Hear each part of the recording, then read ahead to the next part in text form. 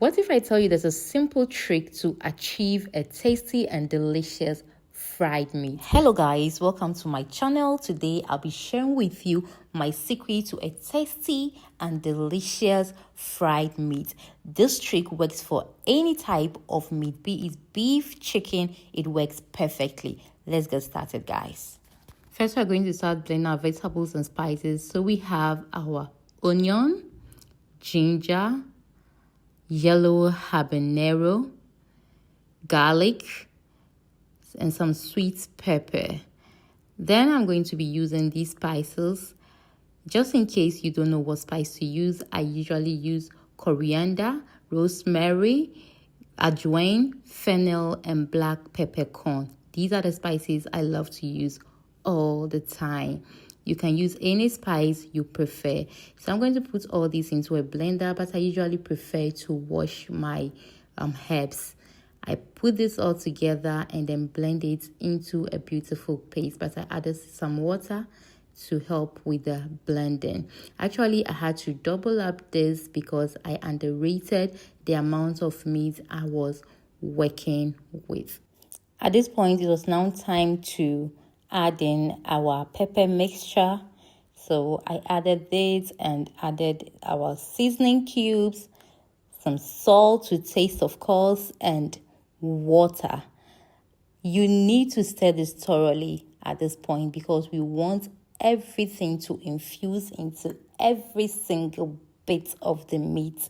So I had to take my time to stir this thoroughly. If you are working with a small quantity, it's usually much easier. This was actually the biggest, in fact, the biggest pan I have at home, so I really struggled with it. Guys, if you are still here with me to this point, please do well to subscribe, like, share, and of course, leave in the comments where you're watching me from.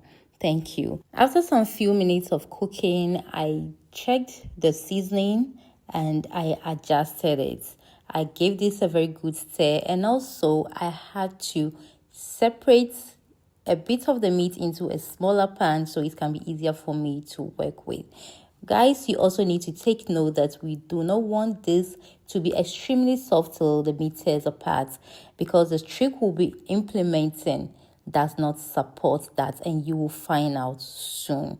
So I covered this and allowed this to cook through thoroughly. Guys, at this point, our meat is cooked to perfection, and this is where the trick comes in. You're going to allow this to sit for some time. I usually allow my meat to sit overnight before I fry it. I allow this to sit for like an hour because I didn't have the time. So you can do it for as long as you want, because this period the meat absorbs all the sweetness into it. That's the reason we don't allow it to be overcooked till it starts tearing apart.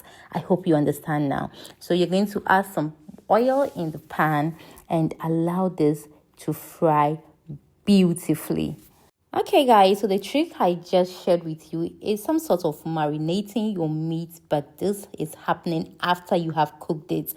It works for me all the time, and I believe it's because at that time the meat is soft and it can absorb in all the sweetness from the stock.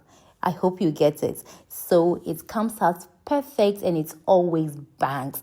All you need to do after this marination is just put your meat in the hot oil and allow it to fry beautifully just like this. You just have to be careful you do not burn your meat.